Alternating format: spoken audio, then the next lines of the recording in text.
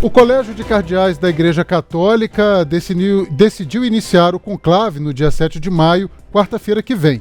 Apesar de ainda faltar alguns dias para o início dessa assembleia para eleger o novo Papa, a Capela Sistina, onde os conclaves são realizados, foi fechada para turistas a partir de hoje, para permitir os preparativos para a votação.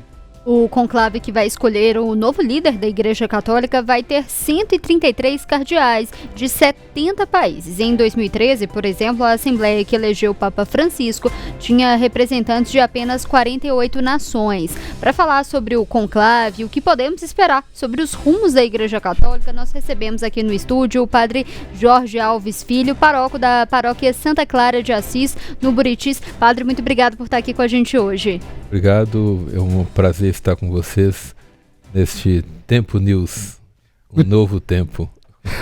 Justamente, padre, a gente que agradece a sua presença, o senhor que já participou do Tempo News, mas diretamente lá da Catedral Cristo Rei, no dia da morte do Papa, agora a gente já está prestes aí a ter um novo conclave. E o senhor, em 2013, participou do conclave do Papa Francisco, mas assim, como espectador, né? O senhor estava lá na Basílica de São Pedro. Eu estava para terminar o meu doutorado, estava em Roma justamente naquele dia. Eu tinha acabado de sair da Universidade Lateranense, onde eu estudava, e fui para a praça. E foi muito interessante, porque ninguém entendeu de onde era aquele Bergoglio, porque se fala o sobrenome do Papa, e o sobrenome do Papa é italiano, né? Era italiano. Então, inicialmente na praça, quem é esse? Quem é esse? Até que descobriram que era um argentino. É uma pena que os brasileiros nem sempre assinam o italiano. Justamente. Padre, o que a gente pode... Desculpa, Léo. O que a gente pode esperar, né, desse conclave? A gente tem alguns nomes sendo cotados ali como favoritos. A gente já dá para poder falar, assim, de qual que deve ser essa linha ali do próximo Papa?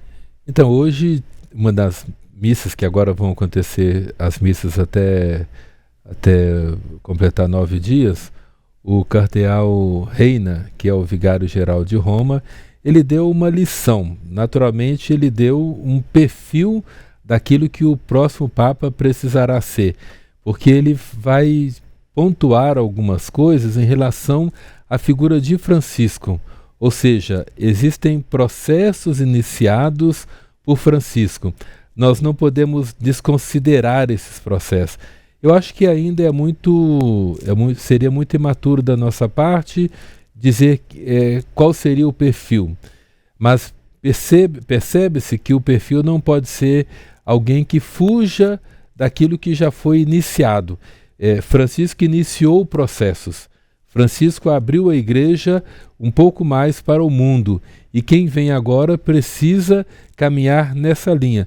Portanto, eu diria que nós teríamos a possibilidade de pensar em cardeais que têm uma linha aberta, claro, centrado naquilo que a igreja vive, porque a igreja precisa manter a sua doutrina, mas cardeais que estariam ali de ponta numa visão mais ampla. Eu gosto da palavra de uma visão mais geopolítica, precisa entender. Tanto é que o próprio funeral do Papa Francisco, ele reuniu ali pessoas de vários lugares, né? Chefes de Estado, e ficou muito marcado, inclusive, a figura do Trump e a figura do presidente da Ucrânia, né? Que, aliás, aproveitaram para conversar. E o presidente do Brasil também, que deu uma palhinha ali depois, fazendo um comentário sobre esse encontro. Então, eu acho que precisa ser alguém que tem uma visão muito ampla. Dizer quem, eu acho que eu não arriscaria. Agora, o Brasil teria 7 candidatos muito bons e muito antenados com Francisco. Então, estamos aí com 7 cardeais no páreo. Quem sabe, hein? Agora é o Brasil que leva essa bola. A gente tem alguns nomes fortes aí, né? Até do Dom Paulo César, né? Que tem 57 anos, ainda jovem para os padrões entre os cardeais. Falando um pouco mais sobre essa divisão geopolítica, a imprensa, alguns especialistas gostam muito de rotular os cardeais como se fossem facções, né, Padre Jorge? Direita, esquerda, centro, mas a igreja acaba sendo uma só. O senhor bem disse agora, independentemente do cardeal que for eleito, do que ele acredita, ele não vai conseguir fugir muito do que já foi iniciado por Francisco, né? Então, essa visão externa da igreja, às vezes ela é um pouco míope, embora em alguns pontos bastante verdadeira. Mas o cardeal, ele tem um histórico, ele é uma pessoa que entrou no seminário, então ele é um diocesano, um religioso. Por exemplo, Francisco era um religioso jesuíta. Ele é um religioso franciscano, que tem uma linha na ideia de São Francisco. Ele é um diocesano. Por exemplo, eu estudei em Roma, como tantos outros padres estudaram em Roma. Então nós temos um estilo que aprendemos a viver ali. Não tem como você estar em Roma e não ter um estilo de vida como Roma vive. Mas já temos alguns que estudaram na América Latina, então já tem toda uma outra visão. Então não é que existem facções de cardeais. Existem pessoas afins e isso é muito natural. Aliás, isso é sadio. A diferença é sadia. Aliás, toda a sociedade, quando vive na sua cultura a diversidade, ela se torna uma sociedade mais sadia, porque não se torna uma sociedade polarizada.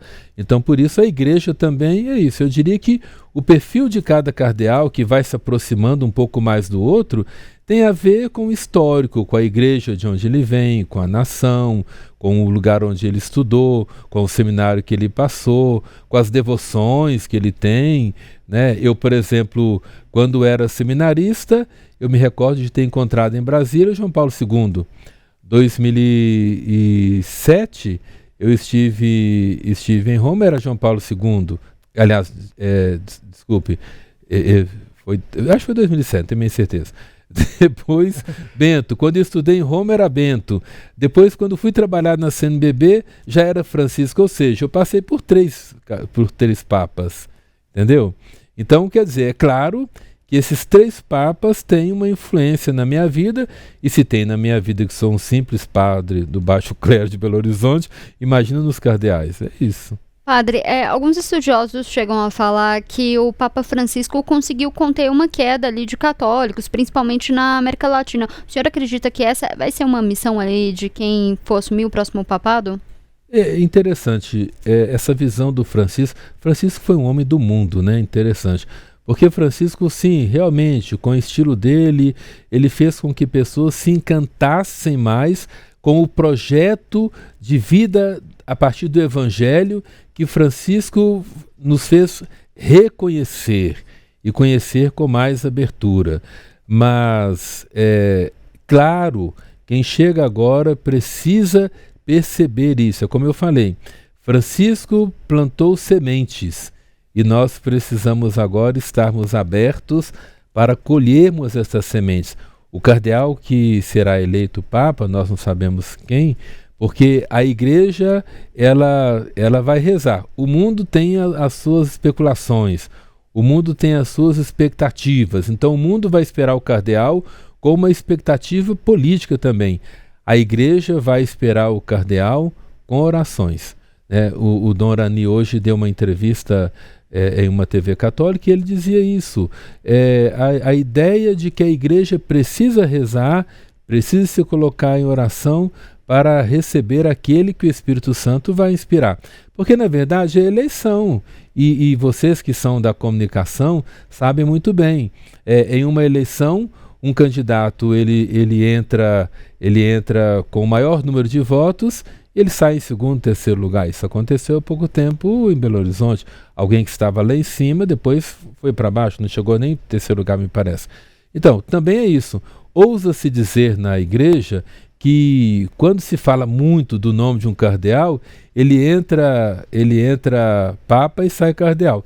Aliás, o Francisco nem era cotado ali, o Papa Francisco não estava entre os cotados. Aliás, a Igreja Católica ela tem uma sabedoria milenar realmente, porque às vezes a própria igreja espalha ali, quem sabe, né, os bastidores da igreja, nós não conhecemos, espalha o nome de um cardeal que fica muito falado, muito famoso, para desviar da mídia a atenção que seria para um outro cardeal. Isso para que ela tenha paz para escolher. Não é uma malícia da igreja, é uma perspicácia, para que ela possa, com mais facilidade, escolher aquele que o Espírito Santo vai indicar ali. Todo mundo cobre um nome, né? E então a igreja dá um nome, mas que ela nem sempre é. Quer o nome? Toma esse. Quer o nome? Toma 4 nomes. Eu, por exemplo, teria 7 nomes. Né? Se eu estivesse lá, eu daria... Os contatos aparecem até 9 nomes ali de diferentes nacionalidades. Eu daria 7 nomes bons. O Brasil tem...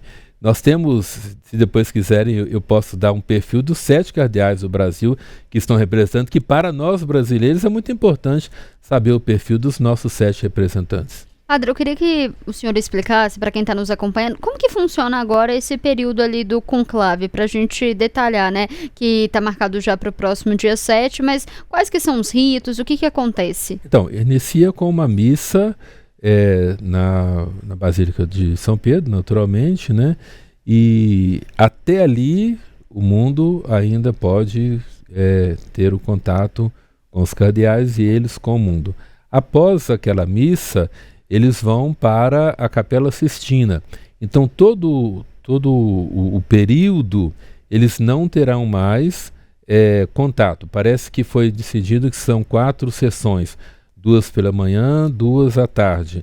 Onde eles 4 votações, no 4 máximo. 4 votações, né? Onde eles vão, então, trabalhando ali. Pode ser que na primeira votação já saia o Papa. Pode ser que na segunda, na terceira, eu não recordo agora, Francisco, se eu não me engano, foi a 5ª votação. A 5ª, né? Então... e aí, a palavra conclave significa conchave, né? Vem do latim, conchave. Eles estão ali dentro fechados, mas o mais importante, antes do conclave, são as reuniões das congregações que estão acontecendo agora, que ninguém está prestando talvez atenção. Todo mundo está voltado para a ideia do conclave, onde os cardeais ficarão fechados para escolher o Papa. Mas muito daquilo que será discutido lá dentro está sendo discutido agora nas congregações. O que, por exemplo, que é discutido? Por exemplo, a congregação de hoje foi sobre a realidade do mundo. Então, os cardeais, eles têm ali a possibilidade de colocar a realidade do mundo. Então, alguém vai colocar, olha, nós acreditamos que por causa das guerras, o cardeal, o novo Papa deveria ter esse olhar, tal, para o leste europeu, para a América Latina, mais voltado para a América do Norte, entendeu? Então eles vão apresentando eles vão se ouvindo, são as congregações, eles vão se ouvindo. Nós não ficamos sabendo. Como dizia o Dom Orani hoje, na entrevista que ele deu, ele está lá em Roma, né? Ele dizia isso. As congregações, elas são importantes para que os cardeais tenham ciência daquilo que deve ser revisto para a escolha do novo Papa. Porém, não será falado por nenhum cardeal, ele não pode, porque não terá contato com o mundo externo, não será falado dali o que se foi discutido. A imprensa vaticana é que vai colocar aquilo que é possível colocar, ela vai então dando as notícias do que estão sendo discutidas, as coisas que estão sendo discutidas ali. Mas realmente é o momento em que a igreja ela precisa não estar tão aberta ao mundo. Por quê? Porque escolher um Papa, de acordo com os ritos, é muito importante, né? É muito importante. Então, não dá para a igreja, naquele momento, os cardeais ali, estarem o tempo inteiro fazendo bate-bola com a imprensa, porque eles precisam se voltar a uma escolha que é muito séria, e nós sabemos. Veja, o Papa tinha 88 anos, era um líder de uma religião que não é a única religião do mundo, e nós estamos aqui discutindo sobre a morte dele. Significa que é importante a figura do Papa para o mundo inteiro. Padre Jorge, a gente está quase terminando a nossa entrevista, infelizmente, porque eu acho que a gente teria muitas dúvidas para tirar, mas pelo que o senhor conversa com os bispos, até com cardeais, o senhor acredita que é possível prever se vai ser um conclave rápido ou longo? A gente falou que o conclave mais demorado demorou quase 3 anos, mas isso lá em 1200. Tem como a gente estimar quanto tempo que vai demorar? Caríssimo Léo, eu até fico agradecido de você dizer assim, pelo que você conhece com o bispo, fala com os bispos e com os cardeais. Eu não tenho essa bola toda com bispos e cardeais, não. Eu já disse que eu sou do baixo clero. Mas eu acredito que não será um conclave longo, justamente porque Francisco já deixou muito bem encaminhada a igreja. A maioria dos cardeais, me parece que mais de 100, foram escolhidos por ele. E justamente os cardeais, hoje eles representam mais nações do que se representava antes. Então eu acredito que já nessas congregações eles já estão conseguindo perceber o perfil. Eu diria o seguinte: após qualquer papa, a igreja precisa pensar muito para escolher o seu líder religioso. Mas após Francisco, a igreja não pode deixar de escolher alguém que respire, que tenha respirado e que nos faça ainda continuar respirando os ares de Francisco. A gente, só porque algum espectador comentou aqui, a gente sempre tem essas previsões de profetas, Nostradamus e não sei mais o que. A igreja acho que não dá muita bola para essa bobajada, né? Ou alguma coisa ali acaba funcionando. Até porque essas previsões poderiam dar números da Telecena para nós, né? Seria tão bom, né? Da Mega Sena, né? Da Mega Sena. Mas depende, né? Às vezes, alguma previsão não é tão previsão, foi pensada também a partir de alguma coisa que foi especulada, né? Na última, tinha um brasileiro que era bastante cotado e que acabou não acontecendo, né? Era especulado entre esses principais cotados, né? Mas não era uma previsão. É porque se tem ali um brasileiro e um brasileiro dentro da América Latina, de uma das maiores cidades da América Latina, São Paulo, seria natural pensarmos nele também. Mas nós temos um cardeal que é da Amazônia, que era uma grande preocupação do Papa Francisco, Dom Leonardo Stein. Nós temos um cardeal que está ali, ainda este volta, né, este de São Paulo, e temos um cardeal que está numa cidade, uma grande metrópole, com uma situação política, econômica, social muito grande, que é o Dom Arani. Nós temos um cardeal que o Léo falava, Dom Paulo César, que está em Brasília, no centro do poder político e tem que saber conviver com esse pessoal.